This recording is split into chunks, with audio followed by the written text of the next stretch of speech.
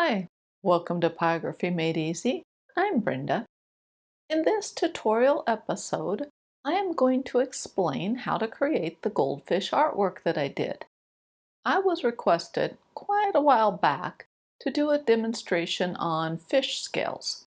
So this is my artwork to explain how to do that. Well, let's get started. I'm using this image I found on Pixabay for a goldfish. I will put a link to the image in the description below. Eye. Begin by darkening up the eye. When I burned in the trace lines, I lightly burned the dark area on the eye. This was just to make it easier to see the pale ring. I am using a micro writer pen tip by Colwood. The inset image shows both styles of micro writers. The one on the left is the new style that they currently sell. The one on the right, which I'm using, is the old style that they no longer make. Both work just fine. I'm burning on a small piece of birch plywood that has a wood backing or frame on it. It's the smallest cradled board I've ever burned on. It measures 4 inches square. Switch to a shader and slowly darken up the bottom half of the eye socket. I am using Colwood's Micro J shader. It is just a smaller version of the J shader I often use. The socket protrudes from the face, and the lower edge of the socket is crisp and clearly defined. I'm not burning dark because I prefer to build up the color slowly. Plus, the lighter color is easier to fix if I should accidentally burn past the edge of the eye socket. Next, lightly burn over the outer pale ring on the eye. An arrow is pointing to the ring I'm referring to. Next, rotate the board and burn along the bottom edge of the eye socket. Burning in this position puts the pen tip in optimal position, so we can create a nice, clean, crisp line. Then extend the color along the right side of the socket. Afterwards, burn in the shadowed area above the eye socket. The top of the eye socket is in the light. Well, right now the top looks like it's the bottom. To create the illusion of the light, we need contrast. So that's why we need to burn in the shadow. If needed, reburn over the lower portion of the eye socket to darken it up. I'm using a slow back and forth burn stroke that follows the curve of the socket. For darker results, I hold the pen tip in place for a fraction of a second. Also, make sure the color gets gradually lighter as you approach the iris. Then lightly burn over the bottom edge of the outer pale ring. My pen tip is steeply angled, so not much of the metal is in contact with the wood. Burn over the upper portion of the eye socket. Make sure the color is several shades darker than the pale rings, also that it is quite a bit lighter in color than the shadowed underside of the eye socket. If needed, use the edge of a sharp knife to gently scrape away the color from the pale eye rings. You may need to do this more than once to adjust the contrast and ensure that the eye stands out and is the focal point. Face. Start with the board upside down and burn in the shadowed areas above the eye. A green arrow is pointing to the area. The shadows we are burning in are clearly defined along their bottom edge. Well, what would be the upper edge in the video. So we want these to have crisp, clean lines. That is another reason for working upside down. We have our pen tip in optimal position this way. Even though the shadows are dark, I recommend initially burning them to a much lighter color. This will make it easier to fix any mistakes. Plus, we may decide to make the shadows lighter in value than what the reference photo shows. Determining that is something I often decide when the artwork is closer to being completed, because it's easier to check and compare the tonal values at that point. Next, start blocking in the darker area to the right of the eye. There isn't a texture we need to create, so use the burn stroke of your choice. I'm using either uniform strokes or circular motion as my burn methods. After that, start blocking in the darker markings found on the face. I highly recommend blocking the markings in to a lighter color than they eventually will be. It'll be much easier to fix any mistakes if needed. Also, consult with the reference photo often. That's the only way you're going to know where the highlights are. Keep the heat on your burner set to get a medium to dark tan burn result. This lower heat setting will allow you to work in a slower and more controlled fashion. I'm working my way around the face, burning in the markings and/or darker areas. I check with the reference photo often to make sure I'm keeping the highlights where they need to be. I'm also checking to see how dark the area is that I'm burning in. As I work my way around the face, I block in new areas and re-burn over some of the existing ones. You probably noticed that there are times I press and hold the pen tip to the board. I do this for two reasons. One, it is an easy way to create a darker burn in a small area. And two, it creates the impression of a fish scale. The top of the head has some fish scales on it, but they aren't clearly defined like the ones on the body are. The press and hold burn method creates scale-like shapes that I think replicate the texture found on the head. You probably noticed the line of dots I burned on the face. These lines indicate where the color changes. I find them extremely helpful when I'm trying to replicate a photo. One important thing with the dots and trace lines is to burn them to a very light color. That way they won't be noticeable when they're burned over. And quite truthfully, my dotted lines and most of my trace lines were burned too dark. In some of the paler areas along the bottom of the face, some of my dots were still visible after I was done burning. In other areas, I ended up burning darker than I really wanted, but I needed to hide the dots. So I recommend you burn yours lighter than what I did mine. As I work on the dark patch to the right of the eye, I am using circular motion as my burn method along the lower edge. The reason is I don't want crisp lines from forming along that lower edge. I also use circular motion on the highlights because I want tonal variety. I think the slight color variation helps create the impression of fish scales. Now that the face is mostly blocked in, I'm working on re-burning over areas, especially the darker ones. As I've said before and in numerous tutorials, I like to build up the color slowly on my artwork. I think this approach gives more tonal variety and makes it easier to control the final look of the artwork. The skin below the eye has dark dots on it. I did not try to replicate this in my artwork. I have switched to a micro writer pen tip. I am burning randomly along the upper edge of the scales above the eye. The goal is to break up the line and give the impression of tiny little fish scales being found there. I'm also burning tiny circular motion over the area and in the shadows above the area to create more tonal variety. Is this a necessary step? Probably not, but I'm letting you know what I did. I'm also using the micro writer to add a subtle texture to the darker areas on the upper portion of the head.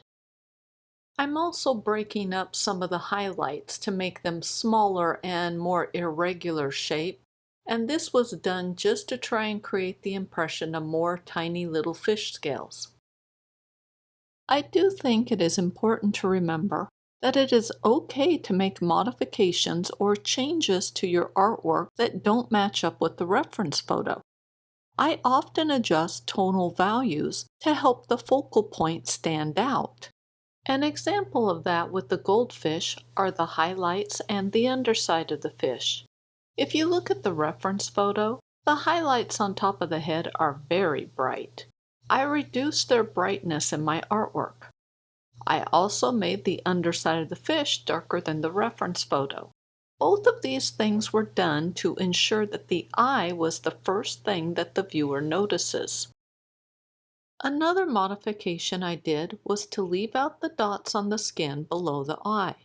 My artwork is very small, and I'm not sure I have a pen tip that could make dots small enough. Also, the dots don't add much to the artwork, so they won't be missed. As I'm finishing up the face, I'm using a shader to burn over areas to adjust the tonal value. My main goal was to ensure that the eye was the area with the highest contrast, which in turn helps it be the focal point. Body. Burn adjacent to the last row of scales on the rounded belly. Right now we are going to take care of the back and the area between the belly and the tail. Afterwards, start on the dark area that is above and slightly to the right of the head. Use the shader of your choice. I am still using Colwood's Mini J shader because my artwork is very small. We're starting the blocking in phase, and I like to burn in the darker areas first. The main reason is because it helps give the area shape faster. Next, burn in a row of blotches along the end of the body as it narrows to the tail. Burn the row following the curve in the area. Then start burning in the darker areas on the body adjacent to the tail. When you are working, it is very important to always rotate your reference photo so that it matches the orientation of your artwork. This will make it so much easier when you consult with the reference photo. I'm burning in the dark area that's at the end of the body and where the tail starts. I've switched to a slightly larger shader and the heat is set a bit higher, so it's producing a very dark burn result. I'm using either pull-away strokes or circular motion as my burn method. Since we're not trying to create a texture in this area, any burn stroke will work. You just want the area to be dark. I've switched to a standard writer pen tip. Colwood calls this their C writer. I am burning tiny circular motion just below the highlight on the back next to the fin. In the video, the highlight is to the right of my circular motion. The circular motion is creating the impression of scales in the shadowed area along the upper back. Next, burn between the rows of scales that are on the body by the tail. Then burn in the row of dark markings in this area. Now burn circular motion in the area that is to the left of the dark markings we just burned in. Burn in the darker areas first. Then burn over the rest of the area, but make the color lighter in value. Incorporate tonal variety as you're burning. One way I do this is to include a variety of open and closed circular motion. Open circular motion means you can see the underlying wood in places. Closed means that you can't. Another way to visualize this is that open circular motion are rings, whereas closed circular motion are solid circles. Next, burn on the trace lines for the scales on the back. You can use the edge of a shader or a writer pen tip for this. Rotate the board if needed and burn in the darker areas and markings on the body above the head. Afterwards, burn over the upper body. My main burn method here is circular motion because I want to create the impression of vague scales. The scales on the upper body aren't as clearly defined as those on the belly. Also, as we get closer to the back fin, the scales are slightly out of focus. I am reburning over the scales by the tail to darken them up. This will push the area into the background and help bring emphasis to the face and belly. Also, it will help give the fish some depth and a 3D look. I rotated the board so I could darken the scales next to the belly without accidentally burning over the belly. Plus, I reburned over all of the scales in the area to further darken them up. The last thing we need to do in this section is to finish burning in the scales on the upper body. I am using a lot of circular motion, but I also use some press and hold. Press and hold just means I press the pen tip to the board and hold it there for a fraction of a second to create a scale shape. There is a pale streak running along the scales. Make sure that the streak is darker than any of the highlights on the face. As I finish the upper back, I am cognizant of the need to keep the color darker than the face. It doesn't need to be a lot darker. A couple of shades will do. This is just to make sure that the face remains the focal point. Burn in the dark area behind the gills by the fin.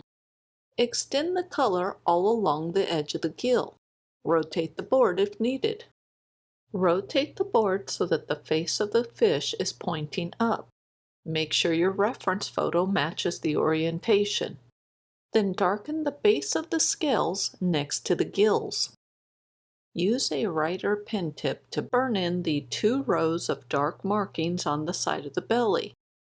I have arrows pointing to the markings on the reference photo.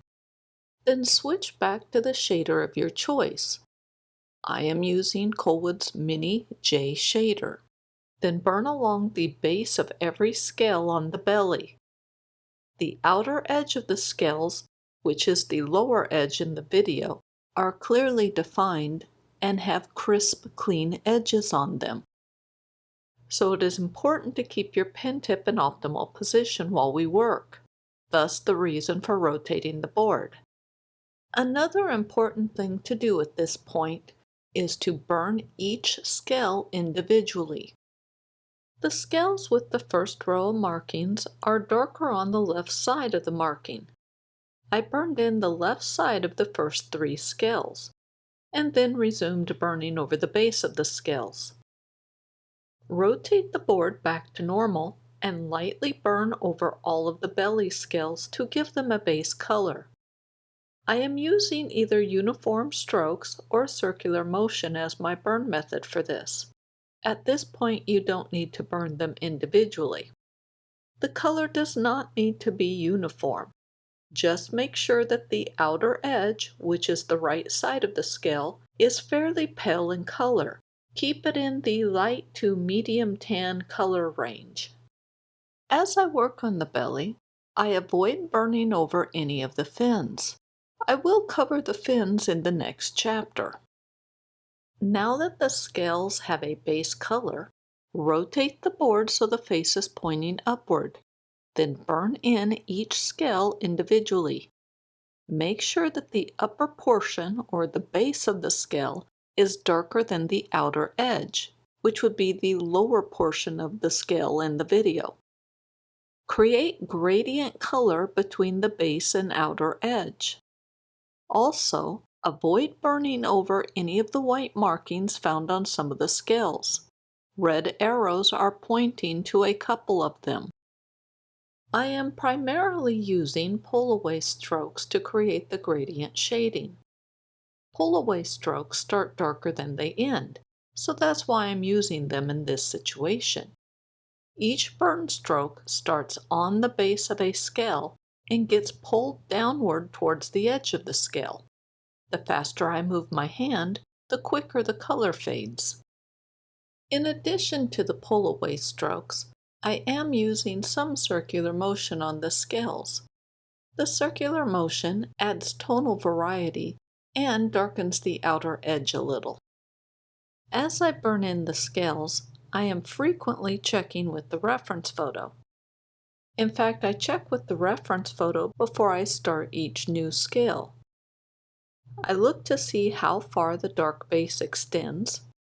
I also check for any markings or unique features. An example of a unique feature is a scale where half of it is darker than the other half. I have an arrow pointing to one. A couple of the scales have pale patches on them. When working on these scales, make sure those patches are darker than any of the highlights on the face. The scales are fairly dark, and we don't want to create an area of high contrast because that would compete with the face as the focal point. Rotate the board back to normal and burn in the scales found below the fin on the belly. These scales are lighter in color than the scales found above the fin on the belly. And as you can see, I burned my trace lines too dark in this area. Reburn over the belly as needed until it is slightly darker than the highlights on the face. Lastly, if needed, darken up the area behind the gills by the fin. Fins. Burn in the base of the fin, then extend the color approximately half of the way along the fin's length. Then darken up the fin lines. You can use the razor edge of a shader, but it is easier to use a skew pen tip. I am using Colwood's MR skew tip. They also refer to this as their rounded heel pen tip. Lightly burn over the remainder of the fin. Use whatever burn stroke you want. The color doesn't need to be uniform, just keep it in the tan color range. I am using a pencil to draw in the scales that are behind the fin. Then I used a writer pen tip and burned over the pencil lines. Then I erased the excess graphite. The burn marks were too dark for my liking, so I'm scraping away some of the color using the tip of a sharp knife. Afterwards, I used a writer pen tip to restore and extend the fin lines. I did not burn the lines very dark because I wanted it to seem as though the fin was becoming transparent. Then I lightly burned over the base of each scale. I kept the color pale because I'm trying to create the illusion that the viewer is looking through the fin and seeing a hint of the scales behind it. Burn over the base of the lower fin. Then darken up the other fin that is barely visible. Afterwards, use the flat of the shader and burn over the fin lines. Don't burn the lines too dark. Keep them in the medium to dark tan color range. Switch to a writer pen tip and burn over the fin lines. This will further define them without creating crisp thin lines like the first fin has. Afterwards, darken up the base of the fin and extend that color a short ways along the fin lines. Burn the back fin to a fairly uniform dark tan color. Lastly, use a shader and burn over the fin until it is the color you desire. Something to keep in mind is that the fin is semi-translucent. If your background is dark like mine is, then the fin should be burned to a darker color than the reference photo. In fact, I don't think I made my fin dark enough. Another consideration is that this fin is slightly out of focus, so the edges of the fin should be soft. My fin has edges that are too crisp and clearly defined. To fix that problem, I will burn circular motion along the edge of the fin. Begin by burning along the bottom edge of the tail fins. Then burn along the fin lines and darken the base of the fins. When I burn over the fin lines, I am using the flat of the shader to burn long, wide strokes of color. These burn strokes are basically uniform strokes.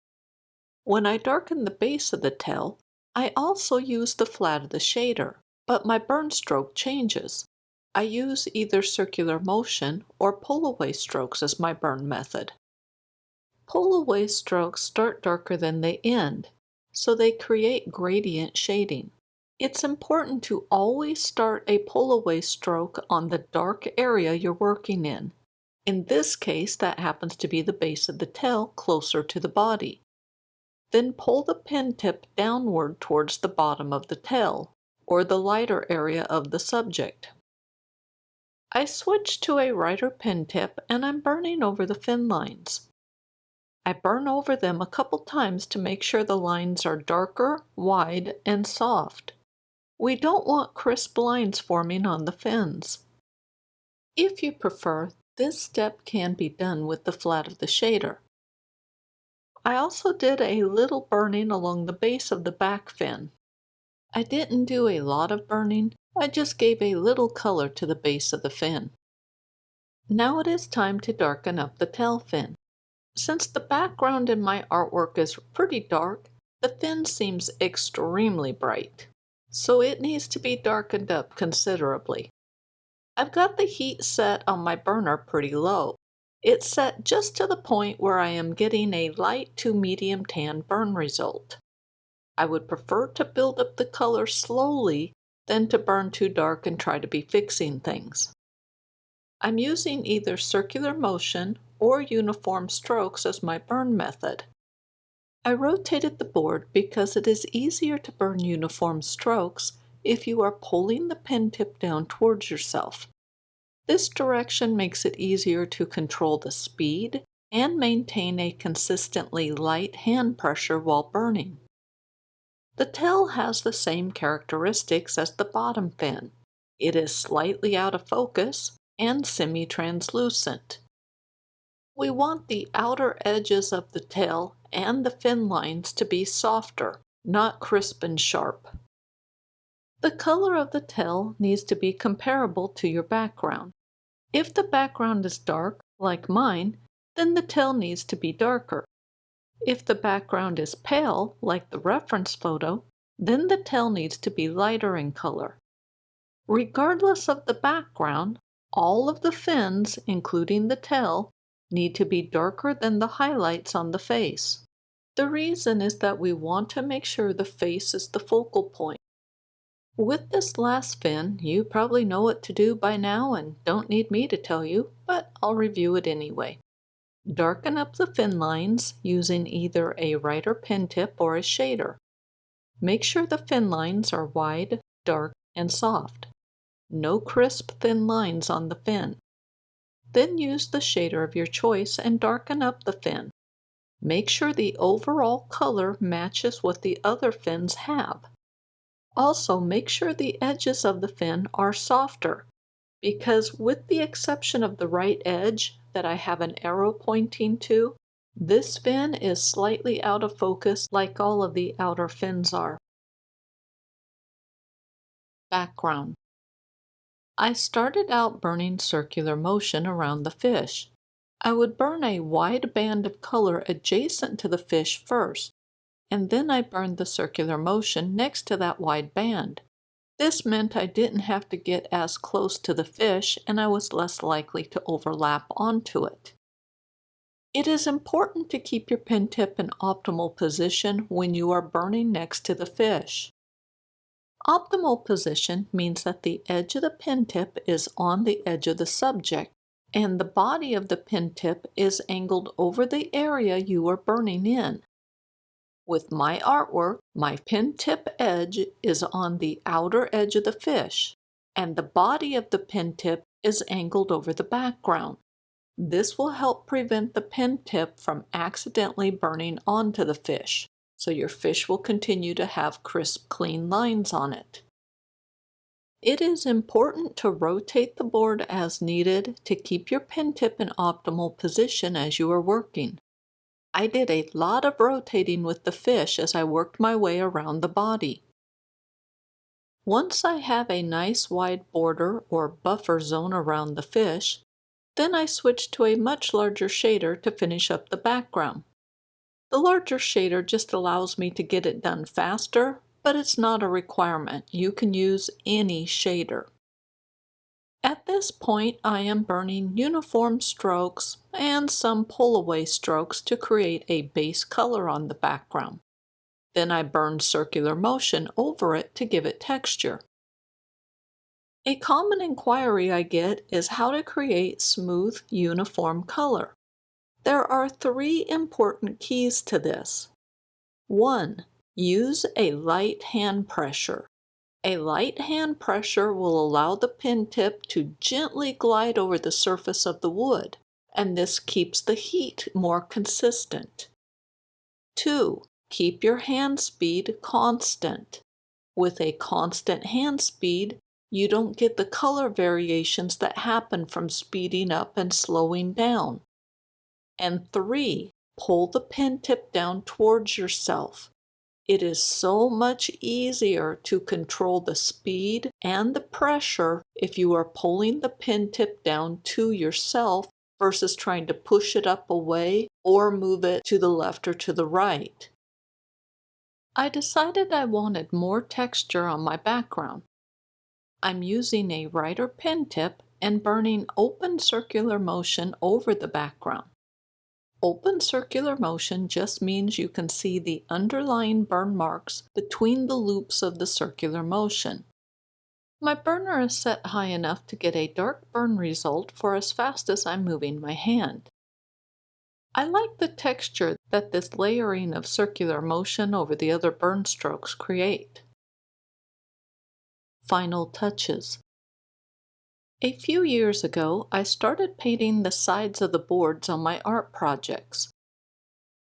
I only paint the sides of the board if I burned in a background or I put a dark border on the front of the board around the artwork. I think it gives the artwork a polished or professional-looking finish to it. For example, here's a project before I painted the sides, and here's how it looked after I painted the sides. I think the painted sides make the artwork look so much nicer when it's hanging on the wall. I am using acrylic paints for the sides.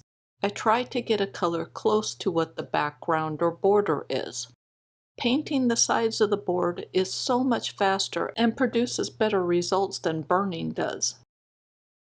Here's how the board looked once I was done. The only thing left to do is hang it. Normally, I would use a sawtooth hanger, but the problem was that the metal prongs were too long. I was afraid it would poke through the board. I checked my other sawtooth that uses tiny nails, but again, I was afraid that the nail might pop through. Plus, I wanted the artwork to hang flush on the wall. Because this was so tiny and lightweight, I took a sawtooth hanger and hot glued it to the back of the board, and that worked wonderfully.